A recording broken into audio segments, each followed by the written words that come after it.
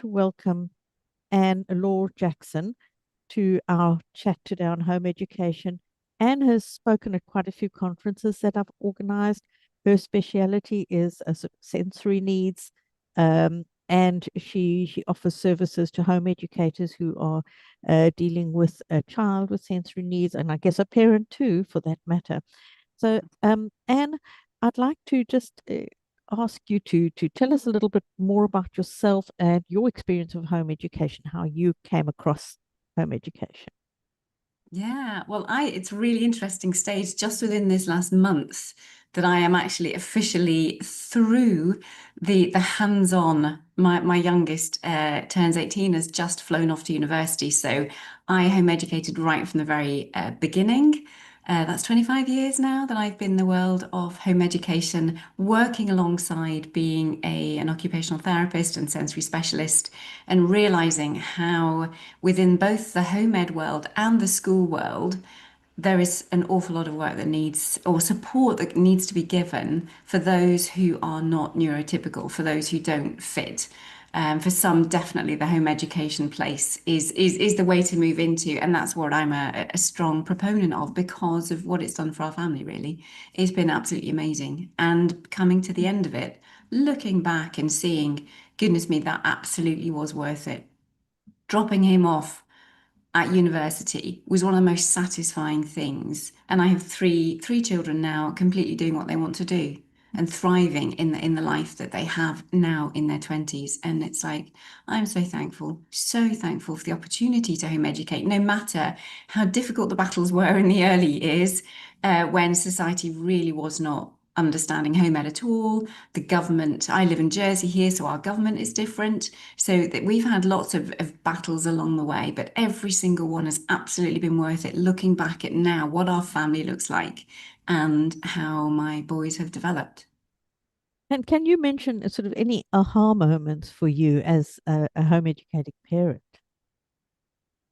I think it was the sense that you just relax into it. The fact that there was no need to put any pressure. There was no need to be anything. There was no, yeah, you just didn't have to be anything for anybody. It's just what do you think is the best thing for your children, leaving peer pressure from the home ed community, from the school community, from a government community.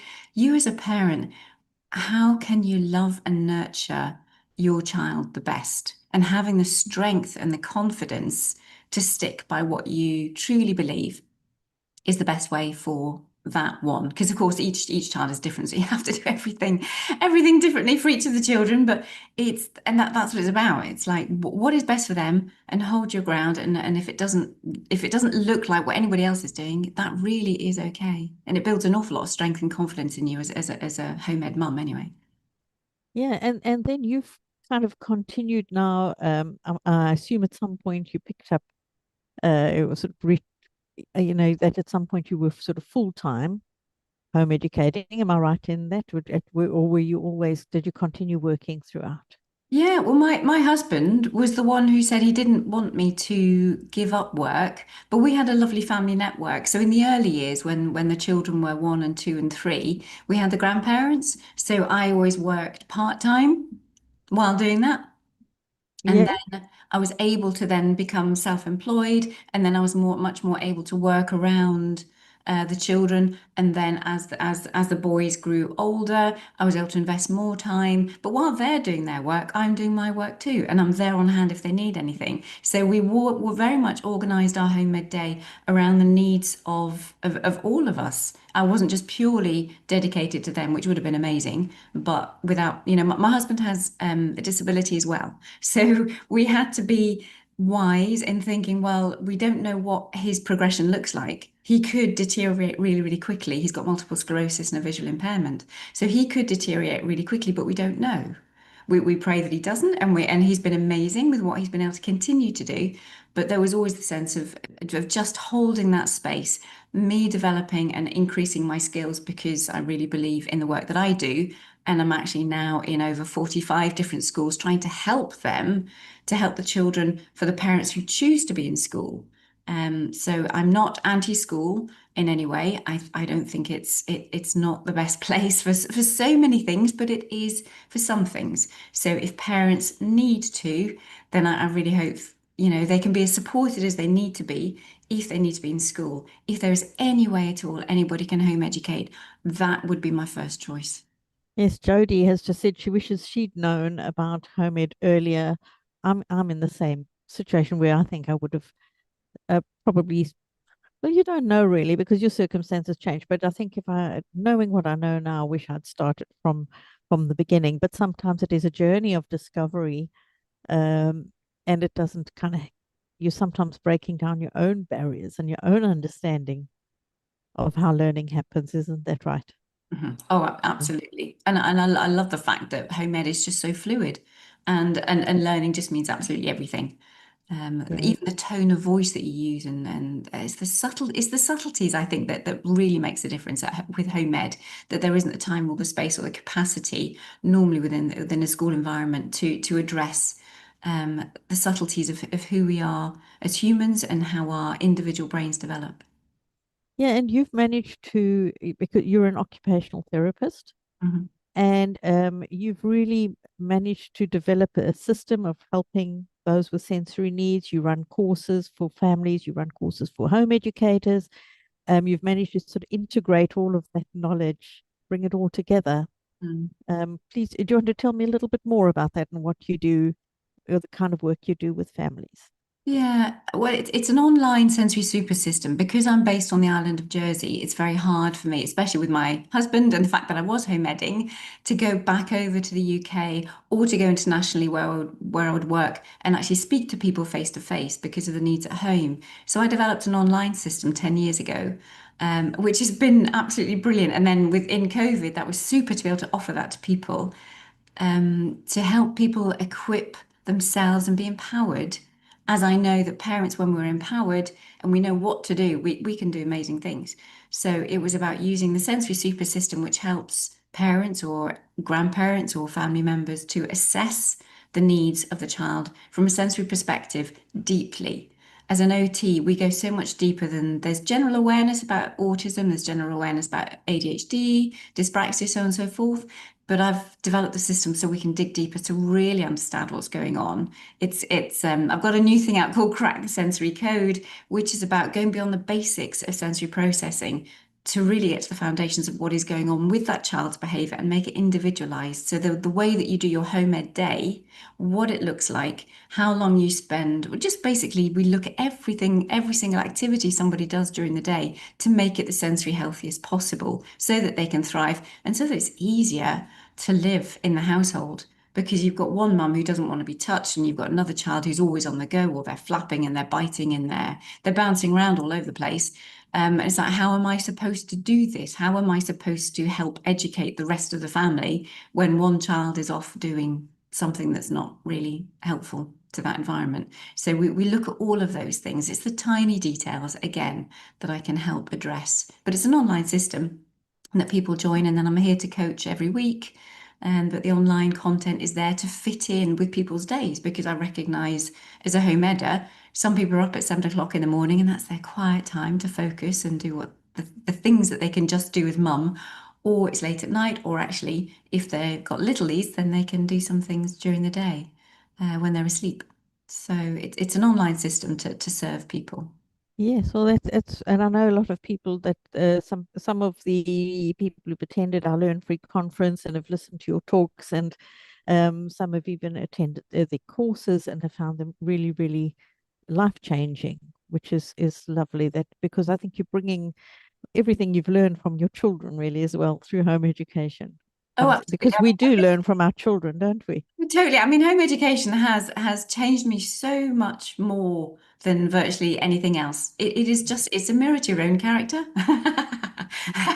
And that's a really good thing. If you want to be the best version of yourself, or whatever phrase you want to use, your children really show you who you are. And that's such a good thing, because you want to bring out the best in them, and therefore most of it starts with changing who you are. And but also that the gentleness of approach and the individualized approach is what I'm trying to bring in to workplaces now, or to adults who have been through the school system and were just not supported in any way, shape, or form. And it's just like, well, this is for adults as well. And that's why, as you said in your introduction, this is as much about supporting the parents as much as it is the children, because there'll be many parents also that have undiagnosed needs that could really be helped in the way that they home ed and help their own Yeah. families. And something I've observed, and perhaps you have as well, is that the parent that comes to you right at the beginning of their home educating journey is a very different person to the one you meet 2 years later. You know, you just see a transformation. Um, I think I even remember somebody saying to me, "Oh, how can you just stay at home with your children all day? You're just going to be like a vegetable." And it, I don't think, could be further from the truth, because I think your brain is sparked in a whole new way. Yeah. Um, it's life changing to the parents. It is the freedom that it brings. There's a lot of laughter, there's a lot of joy, there's freedom in choices. And if it's not working for your children, it's just like, well, what is it? I never had to fight my boys about academics whatsoever. We just didn't fight. We didn't need to shout in the household. There are certain things that are just lovely about being at home. And now the fact that they're grown adults, I can really enjoy who they are. And I really enjoyed the teenage years. I was absolutely dreading the teenage years before home edding. But it was actually the teenagers that I'd met who were home educated that showed me that maybe there's something in this home education. Because I thought it was weird. They just spoke to their parents with respect, and they were just really nice. And they spoke to me as a person, Yeah, as yeah, a, as a real person, rather than thinking, oh, teacher, or yeah, whatever. It's like there was a really lovely honoring, and just I was a real person to them. And I thought, if my yeah, boys can treat other people with a sense of respect and honor, and value every single person, regardless of creed, color, nationality, language, all the rest of it, we are humanity, we are humans. If they can grow up to just treat people as just people, all lives matter, no matter, then that's the yeah. ethos that we have taken on. Well, I actually feel like home education, and I don't want to be too broad because people do it differently, and you bring your own parenting, whatever personalities into it. But for me, I feel like it's killed the generation gap. Yeah. There's no generation gap. So if anything, my children are sometimes maybe what some might say is a bit too familiar with me, but that's because we kind of co-created, we co-existed. They were just younger human beings in the household than me, Yeah. but they don't have any problem talking to adults at all. They're very comfortable with adults.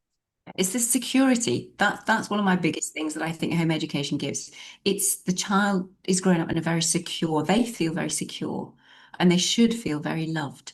Certainly that's been, being loved and feeling secure and safe and respected.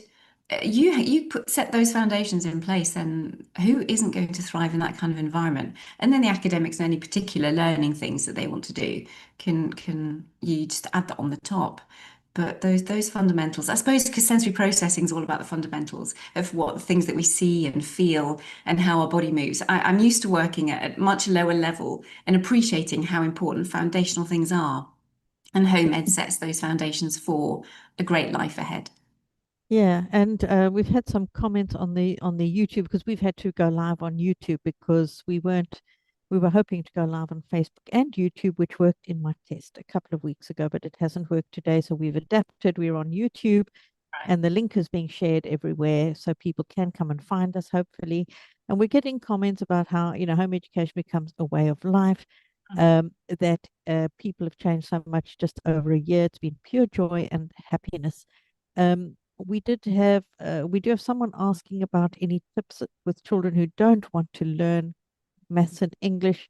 He's 13 years old. And I think generally, we talk about deschooling in a way, don't we? It's kind of just clearing all of the debris of the system off of us. Yeah. I don't know if you've had much experience of that, Anne.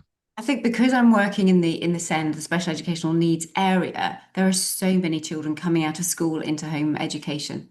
No matter how much I can try and support the schools, there's only so much that a school can do and the school can change. So I see a lot, particularly in that area, moving into home ed, and it is about throw the rule book out, throw expectations out, learn maths in a very, very different way. It's got to be hands-on, it's got to be practical, and at the end of the day, what is it going to do for you? I know your last And call was talking about algebra, and I always used to tell my boys when they were doing things, look, it's good brain training to do things that you aren't used to doing. It teaches yeah, your brain to do things. Yes, you will never use algebra again in your life because none of them were mathematic in that way. But if you've got neurotypical children, well, you can press on with it if you want to. If you don't, forget it. It's all about the shopping and the yeah, cooking, the car, putting however much diesel or electricity you yeah, need. All of those, it's functional maths. It's practical maths is what you yeah. need. Yes, and I think that for the majority, that's what they need. And then there are the few that will go on to be rocket scientists, and obviously they need to get into it. But it is also about, for me, I would say to the children, well, it's good to learn to solve problems. You're Right. training your brain to solve problems. But Yeah. to that person has asked that question. Obviously, we're aware local authorities might want to see some like evidence of what we're doing. But I think if you can find a slightly different way to do maths in a more practical, where the child can see the end result and where this is leading and can feel productive and that it's worthwhile learning the maths, you connect it to real life. That Mhm. can make a big difference because I think a lot of the time children don't see the connection to real life in Yeah. school. They Yeah. don't know And where's this going.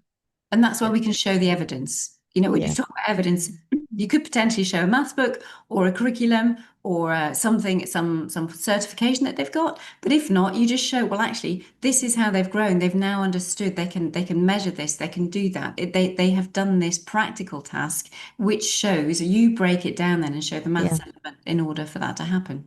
yeah. Like measuring a room for a carpet or using baking ingredients.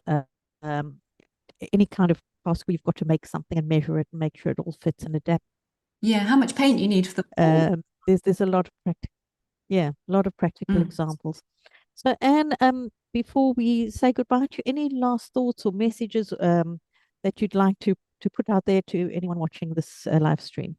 If folks are wanting support, there's a book, Home Educating a Sensory Child with Ease, on Amazon. If they want that as a first point, if they're struggling, also if they want to come to sensoryhealthservices.com and have a look at the online system that I have where I can support folks online as they get trained and equipped in themselves. But if they don't have sensory needs, if they're I just want to encourage folks to continue on because actually when you finally get off at the final end, it's a remarkable and really satisfying, really, really satisfying feeling to think I did my best. I was good enough and I did my best. Well, yeah, and I don't think we should always compare to schools, but sometimes, people are criticizing what parents are doing, but the school hadn't even managed to do that much Mhm. in the time they had the child. So I think, it's sometimes the child is still better off, even if you've got them at home and they don't seem to be like doing much.